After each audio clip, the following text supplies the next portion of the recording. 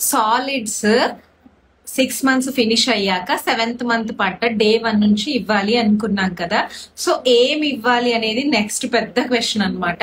ఎన్నిసార్లు క్లారిటీ ఇచ్చినా కూడా ఈ విషయంలో చాలా మంది తెలుగులో చెప్పండి, క్లారిటీగా చెప్పండి అని అడుగుతున్నారు. సో మళ్ళీ ఇదే చెప్తున్నాను.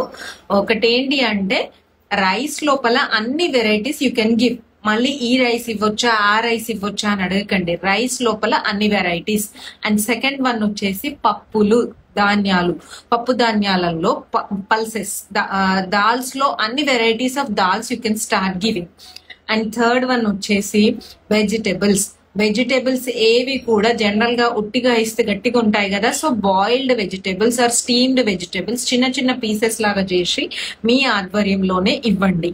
అండ్ ఇంకొకటి ఫ్రూట్స్ విషయానికి వస్తే అరటిపండు పెట్టవచ్చా, ఇది ఆల్మోస్ట్ ఒక 100 members అడిగారు. You can happily start giving. And Apple ని స్టీమ్డ్ కానీ బాయిల్డ్ కానీ ఇవ్వచ్చు, బికాస్ వట్టిగా ఇస్తే గట్టిగా ఉంటుంది కాబట్టి.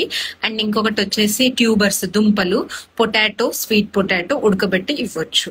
అండ్ ఇంకొకటి ట్రెడిషనల్ ఉగ్గు, మీరు మీ ఇళ్లలో చేసేటువంటి ఉగ్గును ఇవ్వచ్చు, ఉడికించి ఇవ్వచ్చు. I hope this is useful. Thank you.